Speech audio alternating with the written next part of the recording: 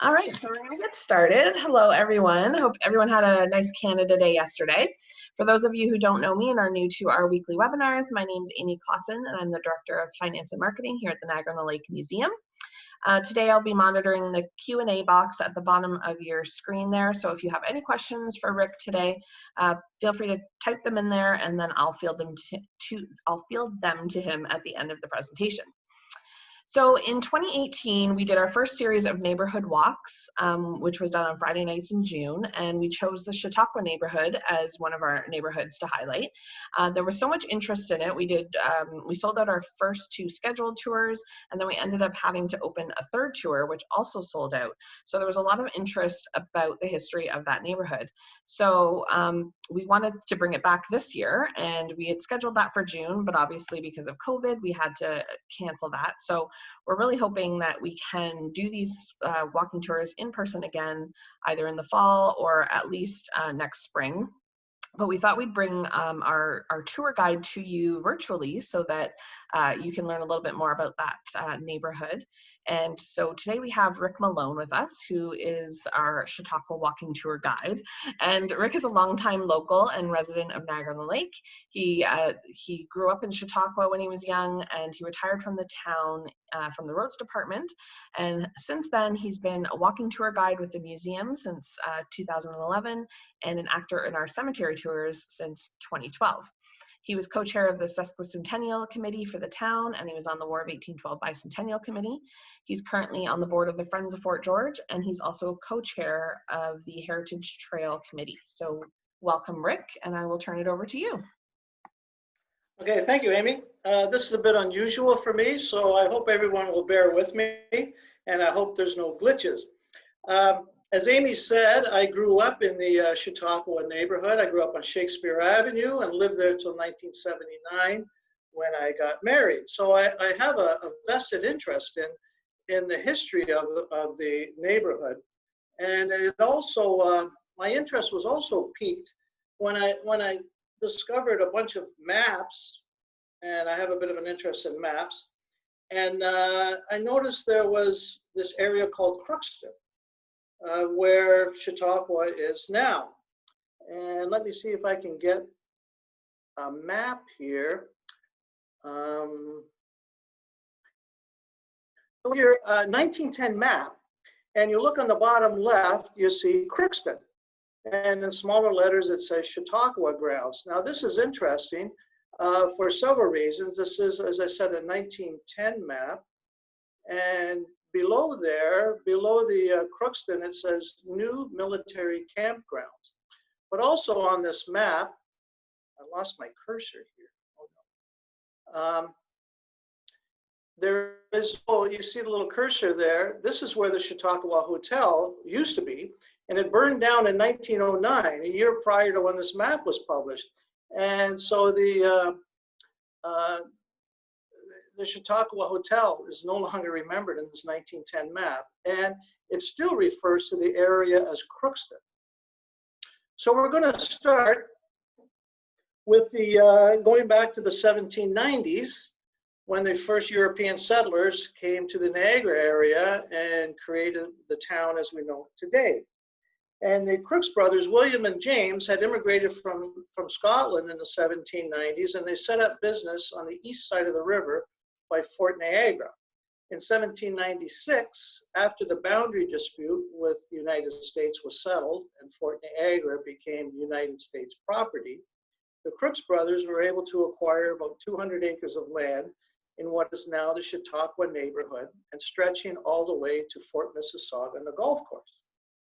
Of course, they were merchants. They were in the mercantile business, but they also farmed the land as well. And they were successful enough to build a merchant vessel in 1811 called the Lord Nelson. This is supposed to work here.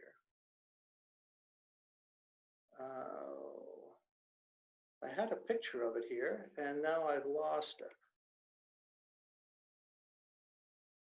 There we are. So this is an interesting story, so bear with me. So the Crooks built this ship in 1811, and in the beginning of June of 1812, while on some business on Lake Ontario, it was seized by the US Navy. And this is the beginning of June before war was declared in 1812.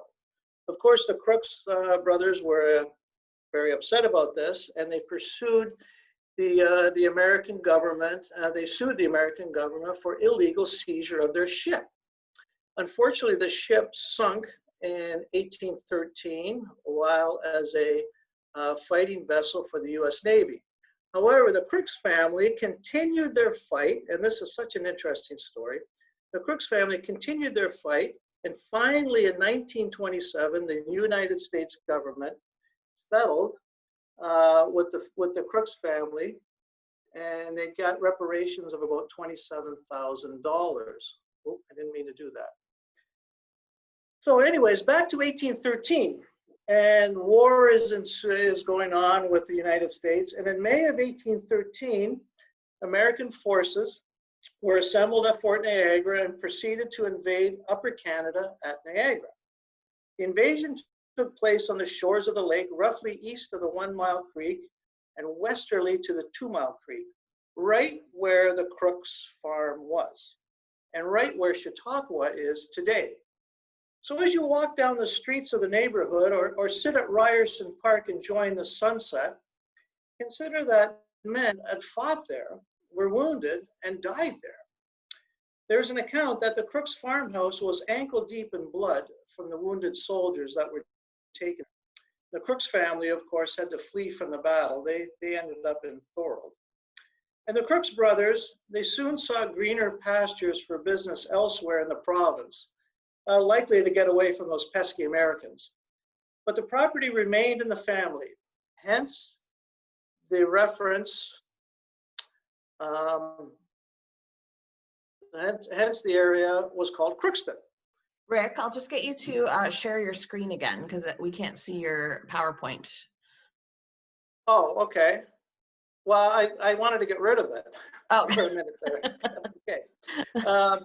So we move on to the 1870s now, and the Chautauqua Movement was formed in New York in 1874 by Methodist minister John Vincent. Those of you who live on Vincent Avenue, that's why it was named Vincent Avenue, after Reverend John Vincent, and a friend of his, a businessman named Lewis Miller. Now it began as a Sunday school, or as a summer school for Sunday school teachers, but it began to add different lectures and seminars on a variety of subjects. The Chautauqua quickly became popular, and soon there were what was known as daughter Chautauquas all across the United States. And I like to think of it as a sort of a summer camp for adults. An interest in a Canadian Chautauqua began in the early 1880s. In the mid-1880s, a group of prominent citizens, mostly from Toronto, decided to create a Canadian Chautauqua based on the New York State concept. And they formed what's known as the Niagara Assembly. Now, I want to go back to the PowerPoint.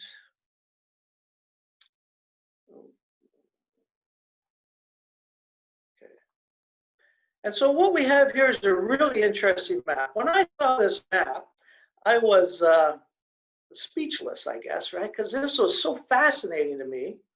And for a couple of reasons. One, if you look at this map, there's like twice as many streets in this plan as there is existing today. So I think this was kind of plan A. And what we have today is like plan B.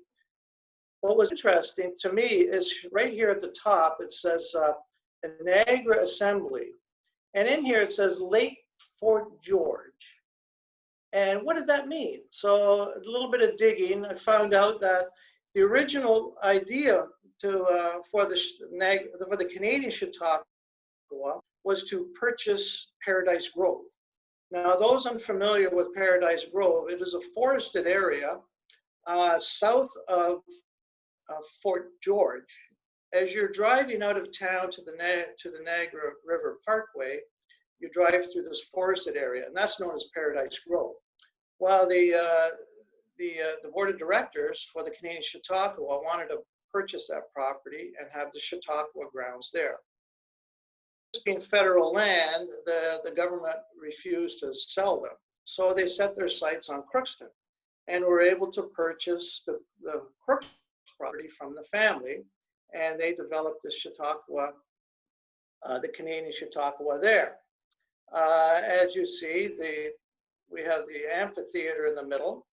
The hotel is down here, which they constructed. We have Ryerson Park here at the bottom, Shakespeare Avenue, where famous people grew up.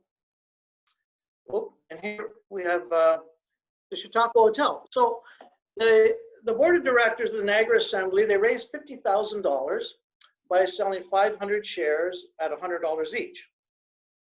And the idea was to sell lots and to charge a fee to come to the Chautauqua in the summer, as well as rent out campsites in the area. So they embarked on some building projects. One of them was building this fine hotel here, the Chautauqua Hotel. They also built a wharf, 200 feet long, 25 feet wide at the mouth of the 1 Mile Creek. The intention was for steamships to come from Toronto and they would disembark passengers at this wharf. However, this idea never materialized because of the conditions of the currents there. It was always too shallow, always silted up. So that never happened. They also, of course, built the amphitheater. Oh, here we have the main dining room in the Chautauqua Hotel. Quite the edifice here. I'm sure Vintage Inns would be pleased to have this in their possession. And they also built the amphitheater. And here we have a picture of the interior of the amphitheater. It says seating capacity of 4,000. I've heard 3,000, I've heard 4,000. I've heard it was built for $3,000 or built for $4,000. So anyways, this would have been a substantial building. This is the only known picture of the interior. Now, the museum is very interested if anyone out there has pictures of the exterior or other pictures of the interior. But this is fascinating. You see, it was even equipped with a pipe organ. And also, they built an electrical generating facility. This would have been on the east side of the 1 Mile Pond, close to, well, not close, but near where the Chautauqua Hotel was. And they, this was, I believe this cost them $7,000 to bring electricity to the Chautauqua area. They also provide electricity to the Queen's Royal Hotel at that time. As well, they constructed tennis courts, lawn bowling facilities, croquet lawns. Sporting and physical activity was an important part of the whole Chautauqua dream. Lots were available for sale, and by 1888, 7 cottages had been built. The first season for the Chautauqua was in 1887, and there was an attendance of about 50 to 60 people. Here we have an illustration of one of the cottages. This is Lansdowne Villa. This cottage still exists. It is at the end of Wesley Avenue, and it actually faces Lansdowne Lake, which is what they called the 1 Mile Creek, or the 1 Mile Creek Pond. They also dredged the pond to a depth of 7 feet. Apparently they had to do that twice. It probably silted in. I don't know the reason for that. Likely they would have wanted to maybe have some little bit of rowboats on the lake. It's quite a stretch to call it a lake. It's really just a pond. It's really just a pond. However, this was one of the first cottages that was built for Lewis Peake. Lewis Peake was the managing director for the Canadian Chautauqua. Here's a actual photograph of it, and you see there's not much around it now. These old photographs are very interesting. The cottages, there were 7 built by 1888. There's about 5 or 6 that are still existing today. So the town was actually rather eager to have the Canadian Chautauqua. They gave the board of directors $5,000 and promised some tax relief. However, the Chautauqua grounds most of the Chautauqua grounds were in the Niagara Township, and I have not found any evidence of the township giving any tax relief to the Niagara Assembly. So it seems they were always in arrears with their taxes as well as other debts. And this was, as you can see, this was a very ambitious project, maybe overly ambitious. And there was also, I have to mention the railroad spur. There was also a railroad line that came from John and King. It branched off from John and King streets, went up John Street, at around Butler Street, it moved over to Mary, then eventually went over to William Street, and the terminus of this railroad spur was around William and Nassau in the area there. So the idea was to bring people via train, via ship, however they could get to this Chautauqua. So the last season for the Chautauqua was 1894. So it essentially only lasted 7 seasons, unfortunately. As I said, the project was probably over-ambitious. See what we have the next slide. Oh, here we have a lakeside boarding house. So there was a Chautauqua hotel. Room rates were about $2 to $2.50 a day. A lakeside boarding house, you could rent rooms for $1 a day. As well as if you were staying a week, it would be $5 for the week. Camping was also encouraged, and there were businesses in town that could rent you tents for your stay at the Chautauqua. Here we have a picture of the beach. Now you see over here a bridge across the 1 Mile Creek. This is the mouth of the 1 Mile Creek, and you can see it is silted up. Something very common in my recollections. And I think this picture was taken from the wharf. And you see, as part of your stay, you were able to rent some boats. Looks like one has a sail on it, so you could do a little bit of sailing. And over here would be Ryerson Park. Here's another picture. Here's another picture of the beach, and you see quite a stretch of beach. I kind of remember it like this as well. I'll talk a little bit more about my recollections a little later.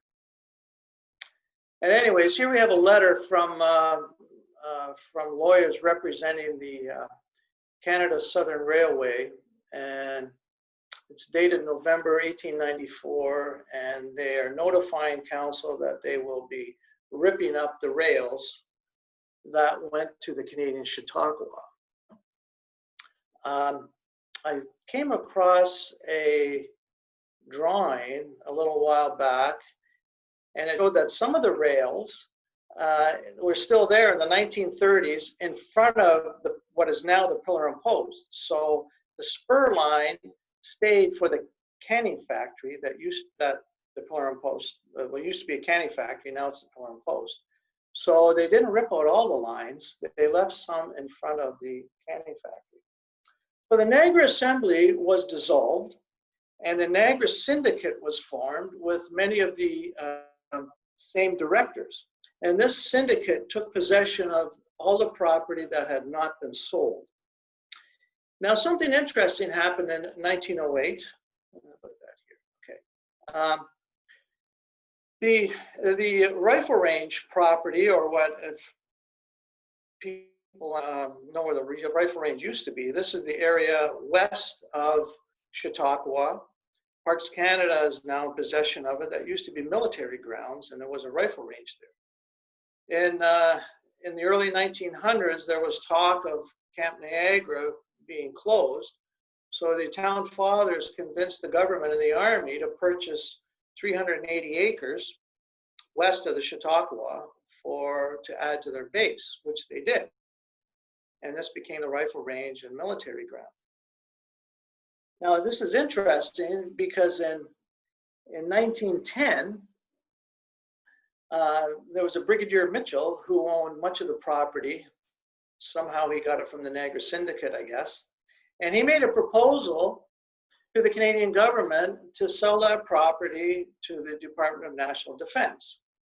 The idea was that they would connect the newly purchased military grounds west of Chautauqua with the military grounds that were at what is now the golf course.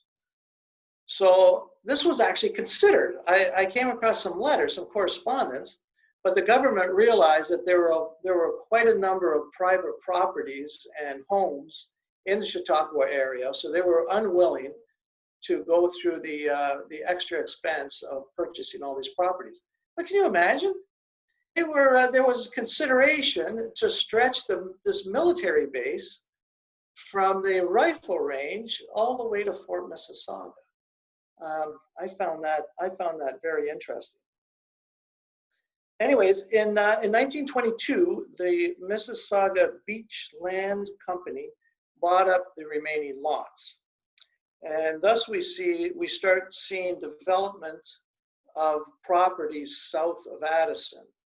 Now, prior to this time, most of the development in the area would have been from Addison Avenue north to the lake. So you see quite a number of cottages there. Of course, you see the original Chautauqua Cottages.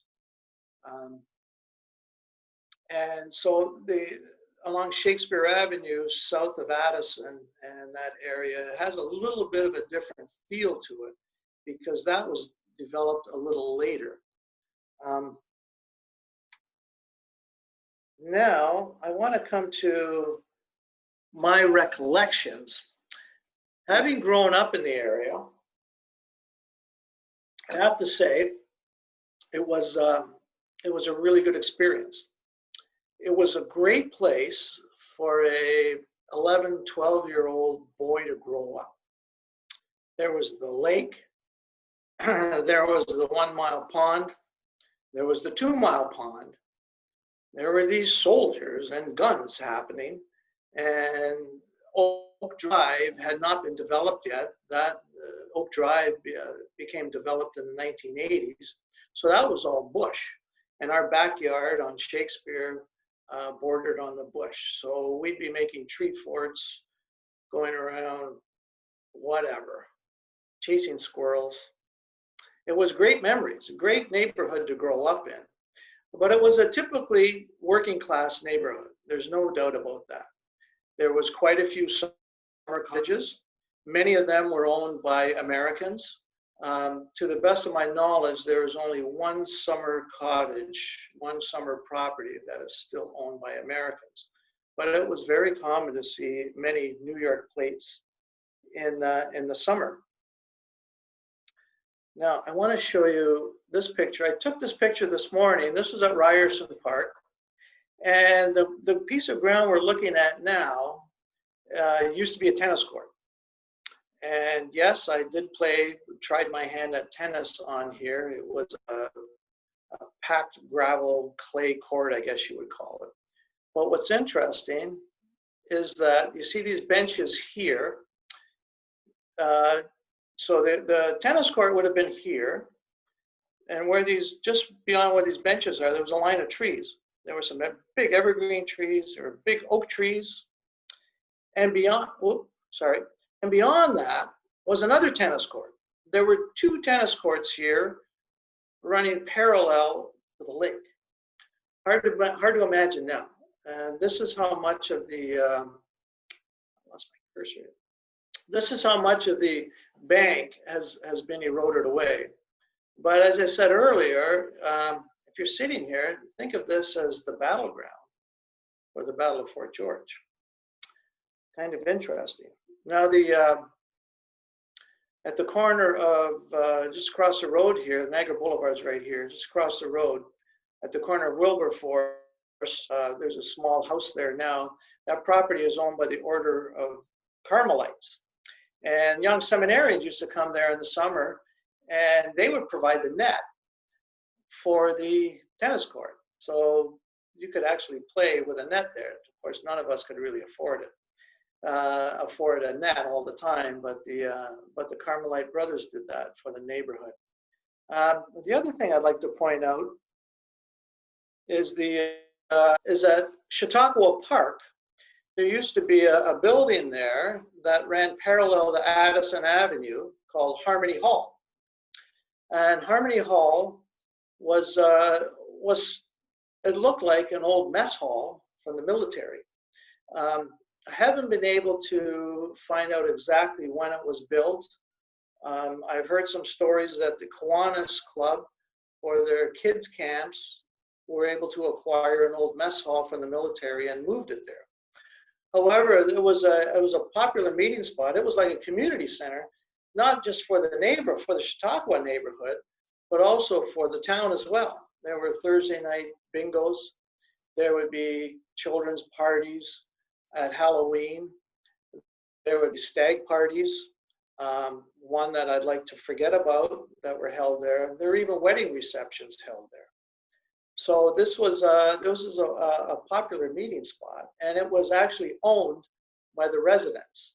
There was something called the Mississauga Beach Ratepayers Association, and the park there that is now called Chautauqua Park was actually private property owned by the Ratepayers Association, as well as Ryerson Park that you see here. And I can remember having to volunteer to cut the grass at Ryerson Park. And my sister lived my sister and her husband lived on Niagara Boulevard, and her husband would have to go around every year to collect $5 dues from the ratepayers. Not always an easy task. Eventually, the parks became part of the town system, and they were looked after a little bit better than volunteers. So we have a playground. However, Harmony Hall no longer exists. It fell into disrepair and had to be torn down in the early 1990s. Again, if anyone has pictures of that, I've come across one picture that I've given to the museum. But if anyone has pictures of the hall, please come and share them with the museum.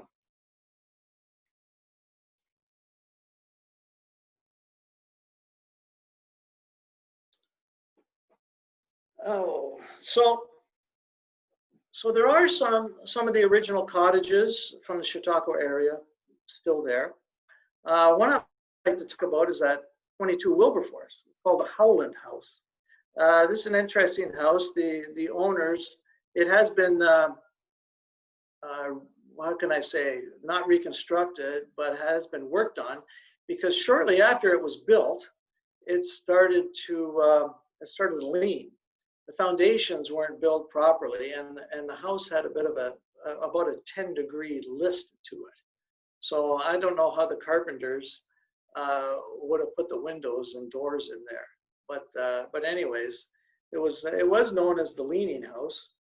But it was built by William Howland, and William Howland was one-time mayor of Toronto, and he's the one. During one of his election campaigns, he coined the term Toronto the Good. We still hear that today, I think somewhat facetiously maybe now, but he's the one that started the slogan Toronto the Good. And his summer residence is at 22 Wilberforce. And I don't know if it's the present owners or the former owners, but somebody has done a wonderful job at restoring this cottage. What else was I going to say here now? And many of the cottages now, and the summer homes have been torn down, and modern homes are doing the infilling now, and that's fine. The neighborhood has not lost any of its unique character. the narrow streets. They call them avenues. I don't know your idea of an avenue, but usually when you think of an avenue, you think of a really wide thoroughfare. But these are narrow laneways, and the street names are named after notable people in that have some contribution to Christianity or to the arts. Addison Avenue is interesting. A lot of people think that that is named after Robert Addison, the first rector of St. Mark's. But no, it's named after a nephew of his, Peter Addison, who, although being brought up Anglican, became a very noted Methodist preacher and evangelist. Thus, he gets the street Addison named after him. Froebel is an interesting one. Frederick Froebel was a German educator, and he came up with the concept of kindergarten. The the Chautauqua Movement's very big on educating and educating educators, but also the public. So Froebel, it makes sense to have Froebel. Of course, Wesley was the founder of the Methodist movement. William Wilberforce, was an anti-slavery advocate in England. Wycliffe was a Bible translator. Let me think. Who else do I have here? Addison. Am I missing? Luther. Of course, we know Martin Luther, a great reformer, and so on and so on. I'm at the end here. What I would like to end with, I came across this very interesting poem at the museum. There is no date on it, and there is no author, but I think it is. It still resonates today, and it seems that not everyone was enamored of the Chautauqua movement. So this poem is called "How Sam Jones Got to Chautauqua." When they sent for me to lecture at Chautauqua-on-the-Lake, they told me how to get there, which line I was to take. So after quite a journey that took up a day and night, I arrived with my portmanteau at Niagara all right. But still I hadn't got there, and how to reach the ground was what I wanted to inquire, so I started rambling around to find a living specimen of the genus human race, if such a thing existed, who would show me to the place. At last, beside a goose path, basking in the sun, I came across a citizen, a moss-backed aged one, who sat there a-dozing and a-muttering in his dream against modern improvements and enterprise and speed. Says I, I'm a stranger, will you be so good as show me how to reach Chautauqua? He fiercely answered, no.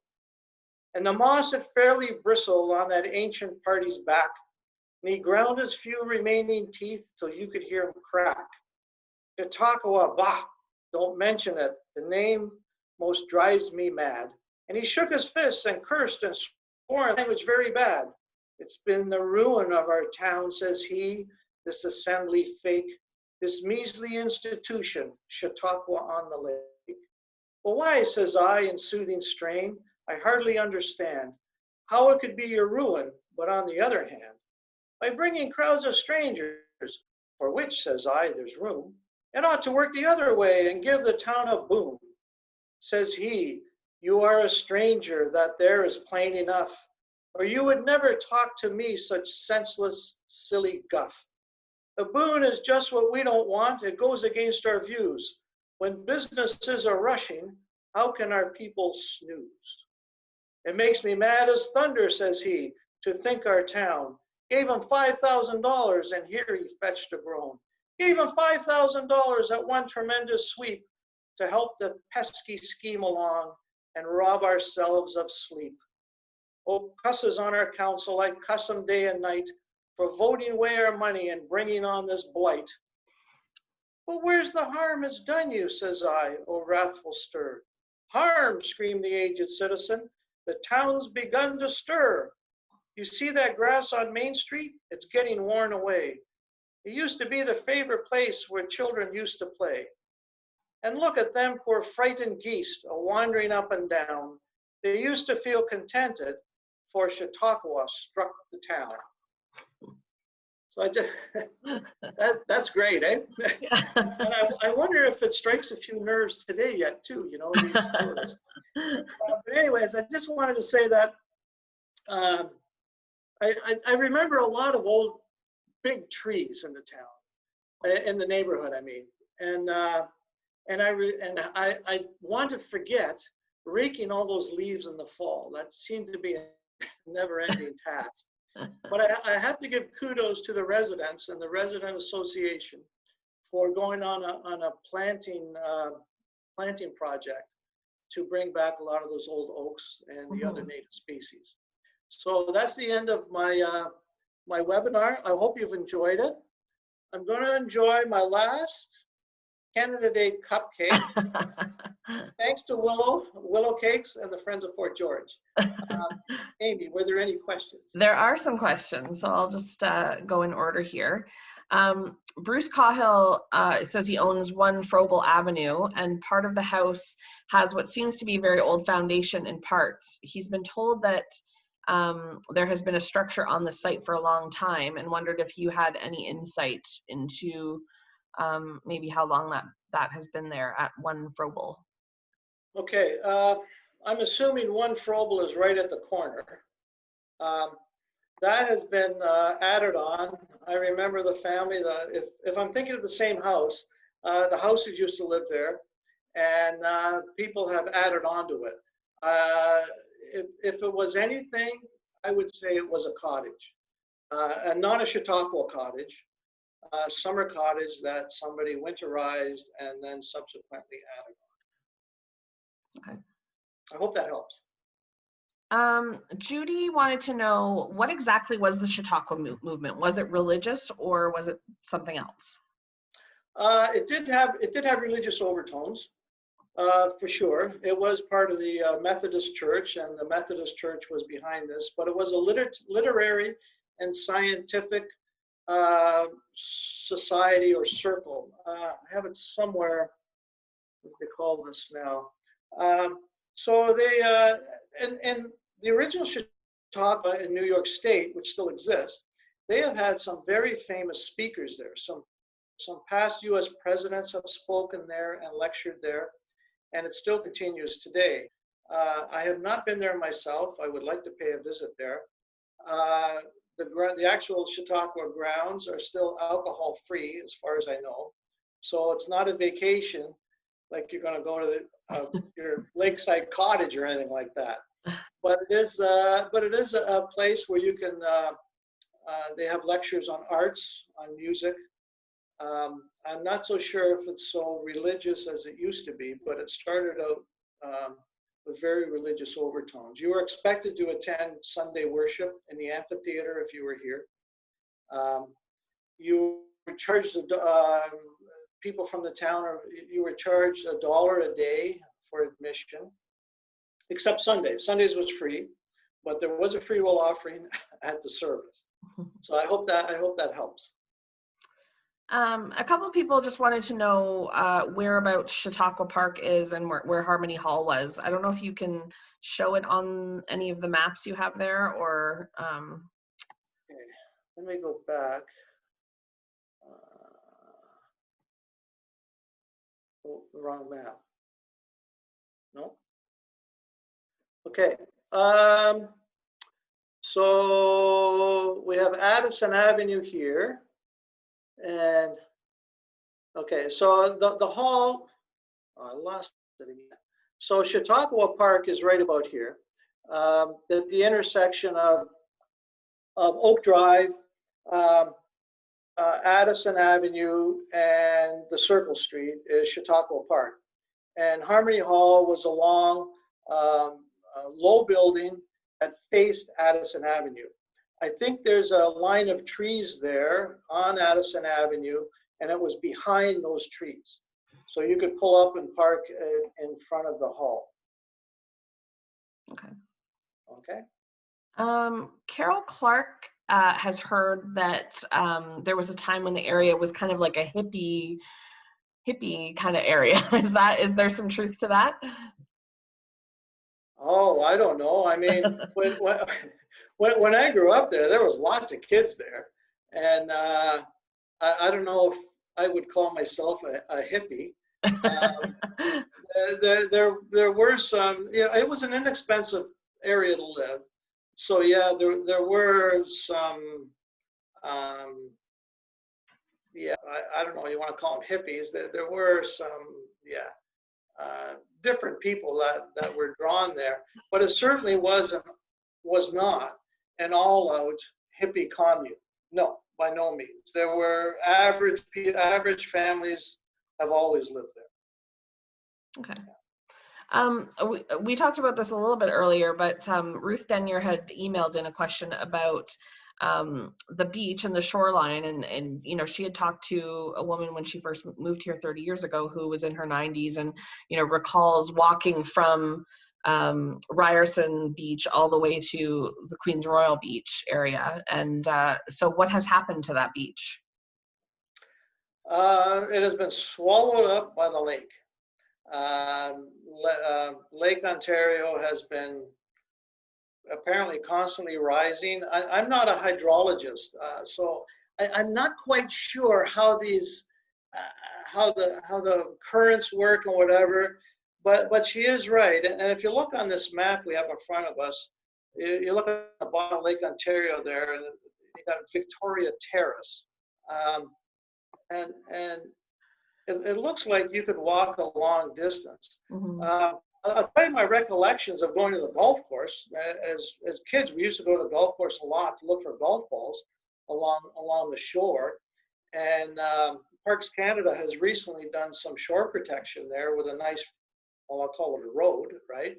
But you used to be able to walk from the corner there at the end of Queen Street and walk all the way to the clubhouse. There would be some fallen trees and debris, but you could walk that whole way. And of course, that's gone now. They had to put the shore protection up there. As far as walking from Ryerson Park all the way to Fort Mississauga, well, there were a lot of private properties there. So as kids, we wouldn't try to venture to do that. But there probably was at one time, 100 years ago, when you probably could have walked that. Yeah. I have no doubt. Luann wants to know what the characteristics of the original cottages were and how the new developments below Addison differ from the original cottages. Okay, well you have the original, what we call Chautauqua Cottages, and as you saw, that's not my idea of a cottage. When you go to Muskoka or the Kawartha Lakes, the Kawarthas, boy, this is not the cottage you're going to rent, right? So, but this is a typical design of the Victorian cottage, a 2-story or story and a half, what have you. But after this, it would have been small summer cottages, the kind that we would think of. And there's a few of them that are still in the neighborhood, but that was virtually, I don't know, maybe a third of the houses there that were there would have been these small summer cottages that would be boarded up for the winter, and slowly people converted them to, would winterize them, would add on to them. But a lot of them now have been torn down. And but there were a few houses between. I'm thinking of a couple on Wycliffe that have this bit of Victorian look to them as well. So I'm thinking these were maybe built in the 1920s, something a little more substantial. There are a few homes that are a little more substantial as well, but by far a lot of them would have been small cottages. Now, when you get to Shakespeare, south of Addison, you start getting these, 40s, 50s, early 60s type of homes and small bungalows. And so that's where the difference is from north of Addison. I hope that explains it. Carol asks, is there a Chautauqua Community Association now aimed at preserving the nature of the area? There is a Chautauqua Residents Association. Not their, I don't think their mandate is specifically to do with the nature of the area, but I do know that they have documented all of the trees in the area, and they have been planting, as Rick mentioned. I don't know, Rick, if you know any more about the Residents Association themselves. I think it's called the Harmony Group or the Harmony Association. I think it's something with Harmony. And I think they're also looking at the old rifle range and keeping that from development, put it that way, right? And good for them. I personally, I don't want to see any development in the rifle range, but who knows what the future brings. But as far as I know, yeah, I think it's the Harmony Group.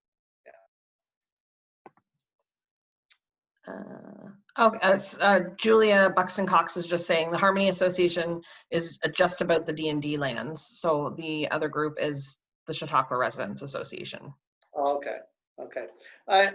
I always knew it as the Mississauga Beach Ratepayers Association, a bit of a big handle, but the Mississauga Beach designation has seemed to have fallen by the wayside, and people seem to be more in favor of Chautauqua, which, I don't know, that's fine, I guess.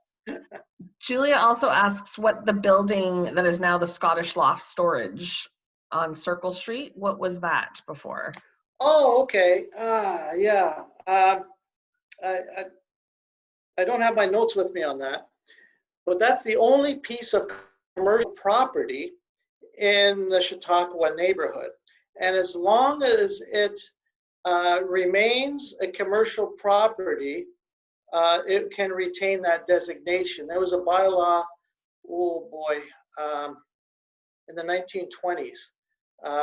Somebody had made a store there, a commercial business, and then a bylaw was passed, no more commercial businesses in the Chautauqua area, or the Mississauga Beach area, they may have called it then, with the exception of this one. This one was grandfathered in, as long as it stayed a commercial business.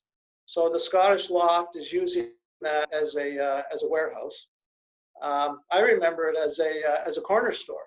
We used to go there and buy ice cream and pop and whatever. My sisters would send me there to buy cigarettes. Can you imagine? You know, 12-year-old, hey, we're out of cigarettes, go buy some cigarettes now. Yeah, you know. But that's the way it was back then. But my recollections as a kid, it was a corner store. Laura Glass says, we're the Yankees who own the cottage on Shakespeare since 1960, the one with the tree in the middle of the porch. Do you have any idea when that cottage was built? No, I can't help you on that. We can see if we have any information here at the museum about it and look it up. Okay. Luann wants to know what happened to the amphitheater and is there anything remaining of it? No, the amphitheater, there is no evidence of that at all. Maybe if people living on the circle, if they have been digging in their yards, if they found, I don't know, maybe bits of wood or nails or something, but no. And as I said earlier, if anyone has pictures, man, please let Amy know, because she wants to know and I want to know. I want to see more of that. So no, there's nothing remaining of the amphitheater. Gabrielle Jones says the Shaw Festival used to rehearse at Harmony Hall in the late 80s, so they may have some old rehearsal photos and maybe some exterior shots. So maybe we can look into that and see if we can. Oh, that would be great. That would be great. You know, my sister had her wedding reception there, but I think after her divorce, I think she destroyed all the pictures, because I'm thinking she got to have pictures there. Right? But yeah, it was a popular place for a lot of different things, but you know, it was an old structure, and it was, yeah, nobody wanted to put any money into it. So yeah. Someone asked if there's any truth to the claim that there are druids in the neighborhood. Druids? That's the first. That's the first I've heard of it. No, no, Druids. Oh, I have no idea. No. And do you recall any flooding in the area when you lived there? Flooding. No. I know with my tenure at the town, there were some problems with sewer backups, but as far as flooding goes, no. And I have this picture this morning of the 1 Mile Creek. They used to call it Lansdowne Lake, right? The 1 Mile Pond. And I have to tell you, I can never remember being able to skate on this pond. It was always clogged up with reeds and bulrushes and stuff. To go skating in the winter, we'd have to haul our stuff across the rifle range to the 2 Mile Pond, which had a much better surface for winter skating. All right, I think that's it for questions. So thanks to everybody for giving in your questions. That was great. And thank you, Rick, for a great presentation on this unique part of town. As I mentioned, we do hope to do the walking tour again, and we'll let everybody know when that is available, whenever we can get together in a bit larger groups and do that sort of thing. And we will also be sending out the recording of this presentation to everyone who signed up for the presentation and to our museum members as well. So next week is our next webinar. We're bringing back previous speaker Ted Rumble, and some of you may have been following Ted's posts on social media about the ordnance boundary stones that can be found in Niagara-on-the-Lake. These important stones often go unnoticed by residents and visitors to the town, but Ted has been doing a lot of research on their origins, the meanings, and tracking down which ones are still around today. So you can join us here at 4 o'clock on July 9th, and Ted's going to talk about that. Hope you all enjoy your day and see you next week. And thanks again, Rick. Thank you. It's been my pleasure. I hope everyone enjoyed that. And I didn't put anybody to sleep, I hope. Not at all. Okay. Well, okay. Thanks, bye, Rick. Avery. Bye-bye. Take care.